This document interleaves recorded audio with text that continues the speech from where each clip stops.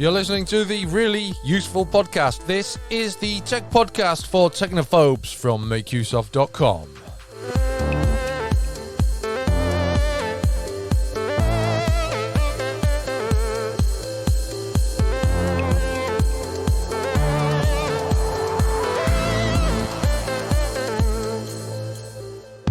Welcome to the show. My name is Christian Corley, and joining me this week, but a little later on, is Gavin Phillips.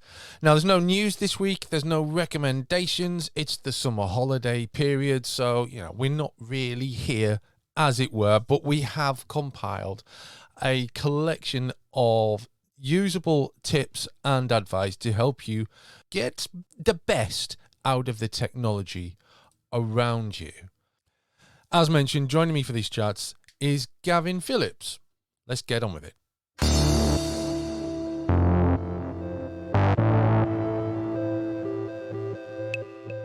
Humanity is at the risk of extinction from AI, Gavin. How can it be stopped? Oh, the march of AI cannot be stopped, Christian. The march of Al, surely. Yeah, absolutely.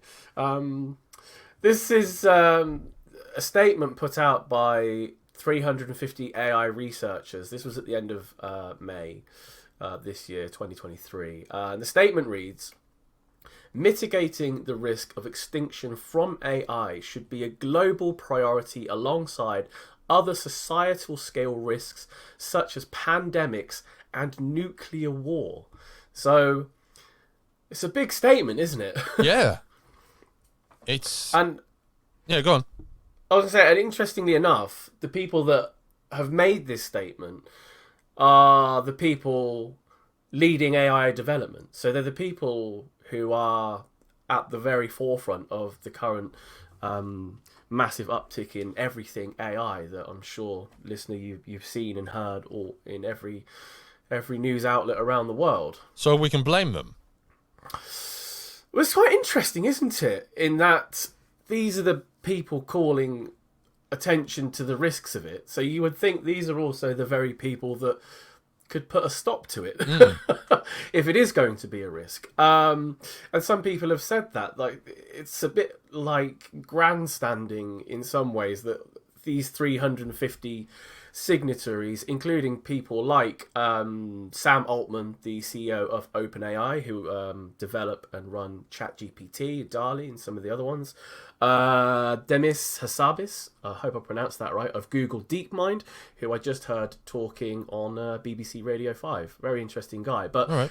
Dario Amedei of Anthropic, Turing Award winners, and so many more people who obviously agree that there are issues with it, but are probably highly unlikely to do much stepping down from it because it will harm the businesses that they run. So what do they do? Good question. I mean, it is the very definition of a disruptive technology, isn't it? And it has changed everything from, there are websites out there that are using AI to write material, in air quotes again there, at the same time that they're using AI to create visual material. And this is the very forefront, the very stuff that you actually see. But there are other sites, I should say, that Make Use Of isn't doing any of those things. We are still writing with our fingers.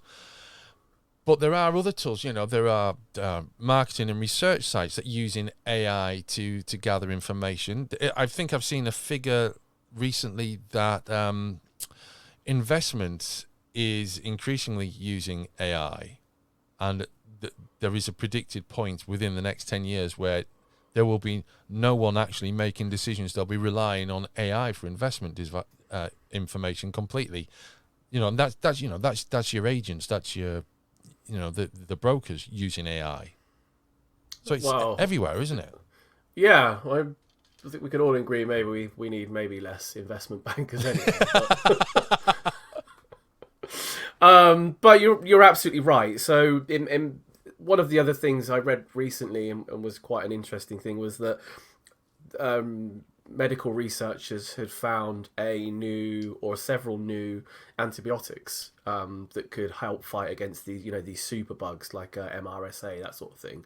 And they were like, they would have never been able to find that with thousands upon thousands of man hours. They still wouldn't have found it, but the AI found it.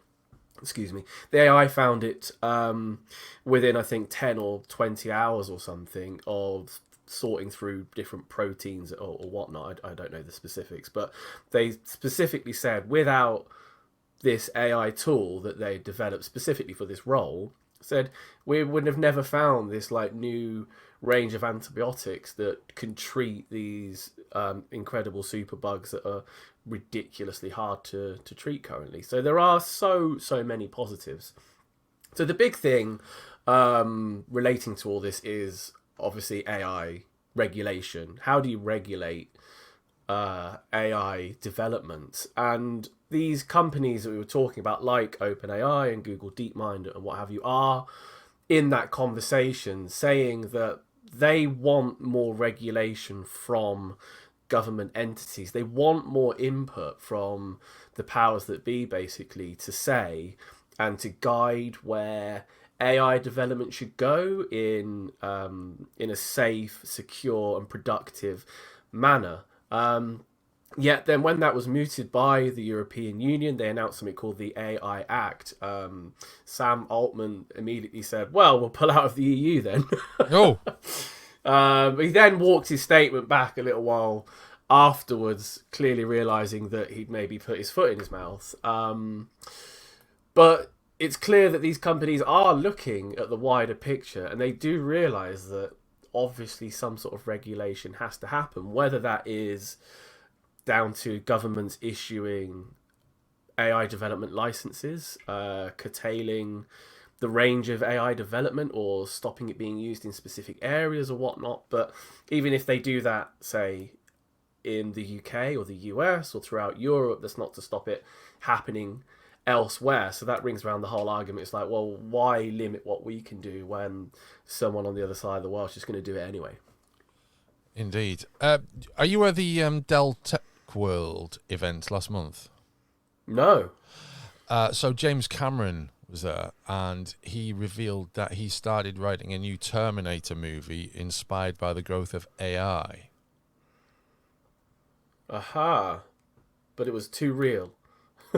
Well, he hasn't started it. Well, they haven't started making it yet. But so, I mean, that's on the cards. And I think maybe, that might help based on how the impact of Terminator and specifically Terminator 2 fed into concerns about digital technology and, the proliferation of nuclear hardware. If this comes about and, Cameron is fully on board with it, like he was with the first two movies, then, less said about the interim Terminator things. If he's really got something to say here with this new Terminator, that could be really interesting, I think. And I think it could clarify things for a lot of people and perhaps underline where the risks are and where the opportunities are. Oh, definitely. And it's quite interesting, actually, the point you made there about films bringing awareness. So you think like something like, 2001 Space Odyssey, very much propelling the idea of like a supercomputer with that sort of capability. But I mean, when was this? Late 1960s, wasn't it? And that I think it was 68. 68, yeah, something like that. And propelling that idea that something could have its own consciousness was like a wild, far out theory at that point. But now we're standing at the very precipice of that. And it's creating a lot more... it's maybe not creating enough concern in some places for what might happen down the road.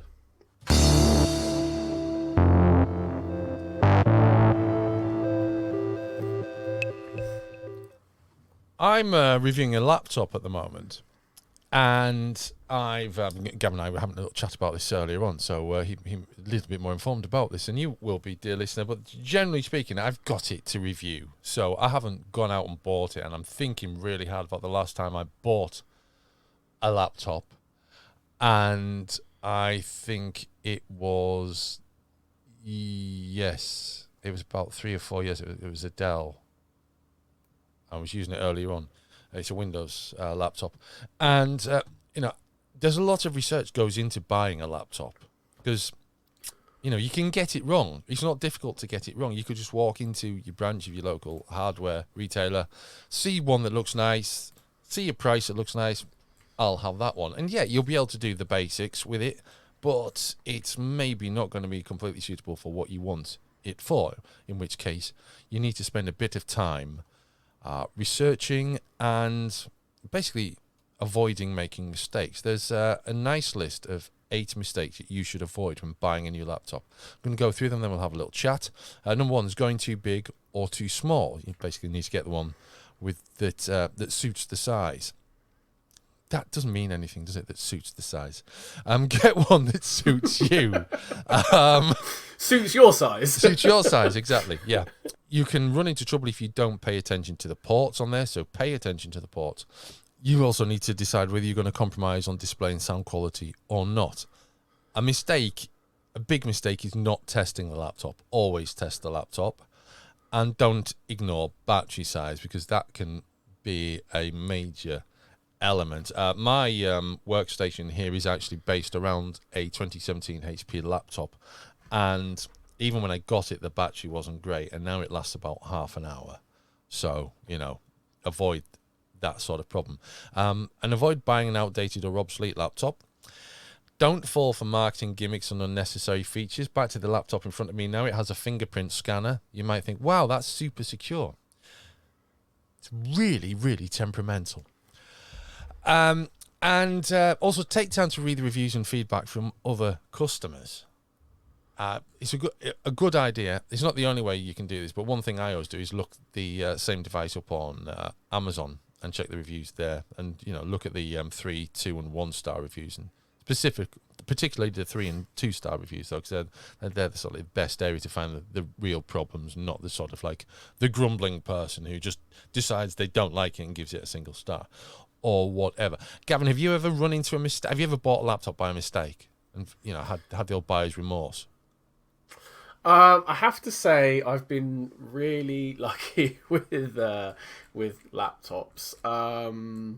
The only thing I must say I kind of regret with the last laptop, not the last laptop I bought, sorry, the one before that, I bought a 17.5-inch gaming laptop. So this is very much point number 1 on the list. That's big. Too big. Yep, going too big. My HP's 17 inches. I found it really hard to find a display that I can fit in my office. It's bigger.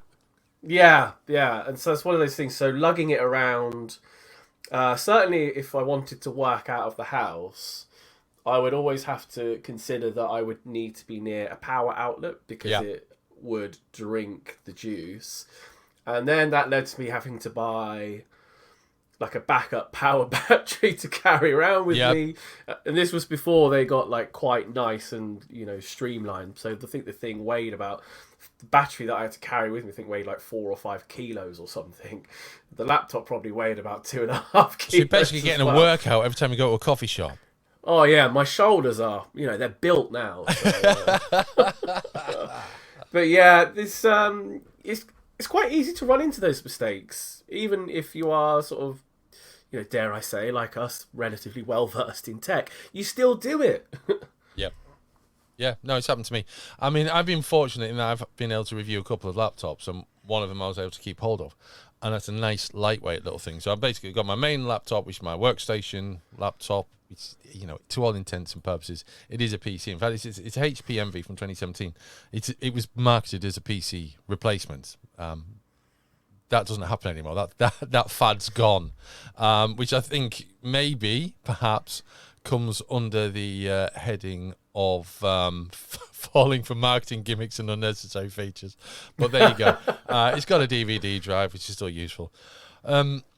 Whereas my, this other one is nice and lightweight. I can put it into, a satchel and just go out with it, and it's very easy to carry around, which I much prefer using that, really. But yeah, it can be tricky to buy a laptop. There is this whole list of things that you need to look into. Microphone and headphone jacks. Does it have HDMI or display port? Does it have enough USB ports as well? And is there a SD slot? And then you've got the power to think of and everything. So yeah, avoid these mistakes and take your time when buying a new laptop. The other day, I realised I'm going to a foreign country. I haven't been abroad since 2008, 2009. And in those days, it wasn't that important to have USB devices all over the place. Yeah, so, it's interesting, isn't it? That wasn't even that long ago, really. Not really, no. I just, the phone I had was a Windows mobile, so it had USB. Was it called mini USB? So it was that sort of the angled one. Yeah, the sort of rhomboid shaped connector. Yeah. So I think that was just plugged into an adapter, and that was it.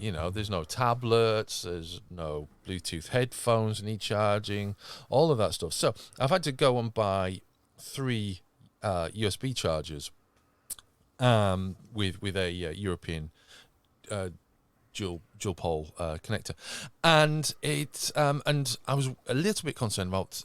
They seem to be quite cheap and plentifully available on Amazon, and I did wonder about the safety of some of them. So I did a bit about Googling of phone chargers and things. And what happened? I ended up at makeuseof.com. What? Those guys? Yeah, those guys. And a lovely guide on the 8 reasons your phone charger is hot and the 8 ways to keep it cool. And I thought, actually, this is really useful. I'm going to get everyone to read this on holiday or before we go on holiday, just so they know what they're doing might be wrong, because you go on holiday, if you live in the UK and you go on holiday, you're almost by definition going somewhere warmer, unless there's a few other places that you might be going to, but it's very likely you're going into Europe or maybe Florida. And it's going to be warmer. And phones, when they get hot, they, performance changes, certain services shut down and things like that. And there's various things that can cause a phone to get warmer. I'm going to go through the list of things that you need to check that might be making your phone charger warm. Number 1, the charger isn't compatible with the phone. Number 2, you're using a faulty or defective charger, which is something I was a bit concerned about. Number 3, you're using an ultra-fast charger. Number 4, you're charging in a hot environment. Again, another of my concerns. Number 5, you've plugged into a defective power strip or power bar. Number 6, the charger is too old. Number 7, you're using a counterfeit charger, my third main concern. And number 8, your phone is faulty. All of those things can contribute to the charger getting hot. Now, there are ways to keep your charger cool. Again, I'm going to be sharing these with my family. Use the correct charger that came with your phone. If you can't do that, replace it with a genuinely manufactured replacement. Charge your phone in a cool, ventilated area. If you have to use a power strip, ensure it has appropriate ratings and is high quality, and preferably will trip if there is a power surge. Try not to charge your phone overnight or for an extended period. I think that really depends on the type of phone you've got and whether it's got smart charging capabilities as well, though. If you're using your charger to power your phone, unplug it from the socket. So don't use it to power your phone, basically. Just leave your phone on charge until it's done. Avoid wiggling or bending charger cables. Anyone who does that really needs to be maybe looking into what the Darwin Awards are and having a good think about their life. Don't do that. And finally, don't use chargers that are past the recommended shelf life. Don't use old chargers, etc. I mean, it's a big deal going on holiday. I mean, I've bought 3 chargers, and each of them has a standard UK 3-pin plug. So I think that'll cover every eventuality, really. I hope. When I went away recently, actually, to Cologne to a Cherry keyboard event, I got off the plane, got to a hotel room, and the first thing I thought to do was, I better charge up all my stuff for tomorrow. Yeah. And going through my bag, I was like, but I've forgotten that I've gone to another country.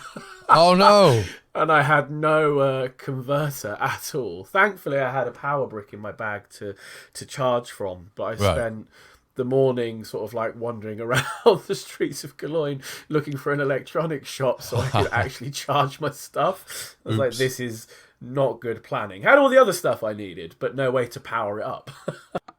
Gavin, Yes. my Amazon Prime subscription renewed recently, and I'm wondering to myself, do I really need it? Is it worth my money? Oh, there's so many things you get with Amazon Prime. Convince me. Oh, convince you. Well, the biggest free perk is the free shipping, surely. I think Yeah. the free shipping works differently, though, stateside to over here, doesn't it? So over Does it? here in the UK, it's 1 day delivery. Right. Well, Amazon Prime is like guaranteed 1 day. And depending on where you live, you might even get same day. In America, it's 2 day delivery is the I see. guarantee. But I also think within some of the bigger cities, you can get same day delivery depending on where you are. And if you're like close to a massive logistics hub, then they can probably do that. Sure. And then I guess the second biggest thing is Prime Video. Do you use Prime Video? We use Prime Video quite a lot, especially this month because they've made all the Bond movies free again for Bond's 60th anniversary. So they were initially free, then they went to, apart from No Time to Die, they went to like, you have to pay to rent this, but they've gone free again this month, October 2022. Aha, nice. Actually, I must admit I cancelled my Prime subscription recently, but one of the last things I watched on it was every single James Bond film. Oh, nice one. In order, which is very, very, very good. Great films. But I digress. So the question you're probably asking yourself actually is, how much does Amazon Prime cost? I think it gives quite good value for money at $139 a year. You can do a $14.99 per month plan. I think that's reasonable value, isn't it? If it gets to your house the next day, what do you think? I think it is, yeah. But I do feel I do like having things delivered promptly. I don't want to have to worry about when things are going to come. I do like to be able to say, I want it coming this day, and it comes that day. Now, we've had a few problems with things over the past few months, which weren't Amazon's issue. They were the issues of the sellers on Amazon. For instance, we ordered... Remember our heat wave in the UK?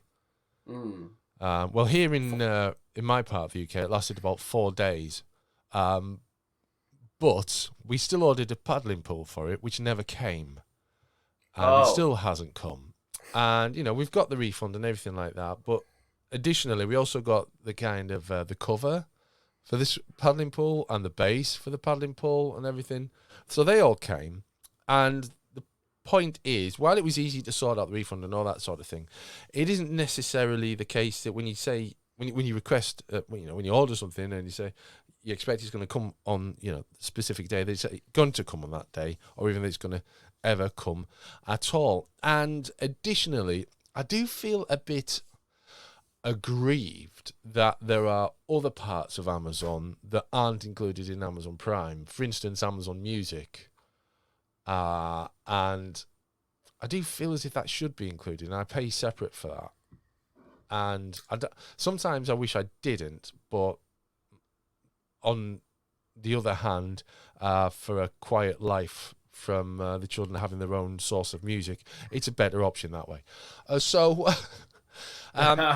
Generally speaking, Amazon Prime is something that I kind of go along with at the moment. But, as time goes on, it may be that it isn't economical for me, I guess. But at the moment, it is a good idea.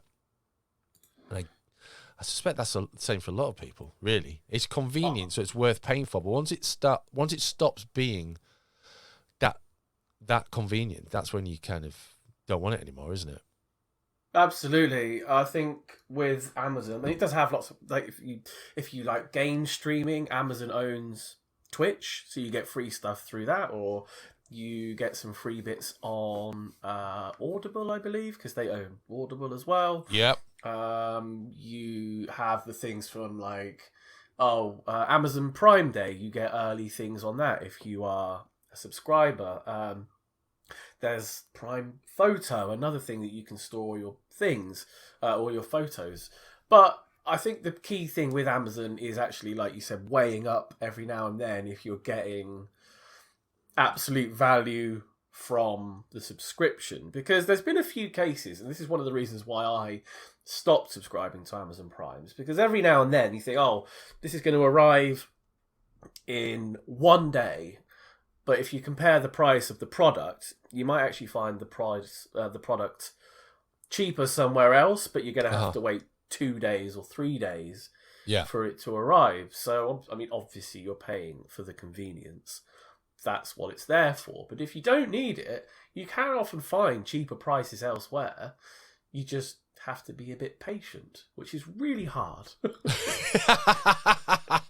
Yes, that's true. Patience is hard, but also, I understand, it is a virtue.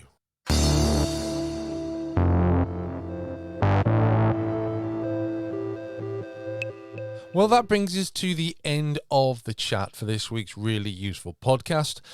As ever, everything we discuss in the show you'll find in the show notes at makeuseof.com. And if you need to get in touch with us, you can do so via Twitter or through Facebook on the makeuseof.com page or through the site. If you have any ideas for future discussions, we'll take them on board. And we would love to hear your thoughts on any other matter as well. If we've given you any advice here, then please let other people know. And if we've said anything that you feel that friends or family might benefit from, then do share the podcast with them. We'll be back for another show next week. Until then, it's goodbye.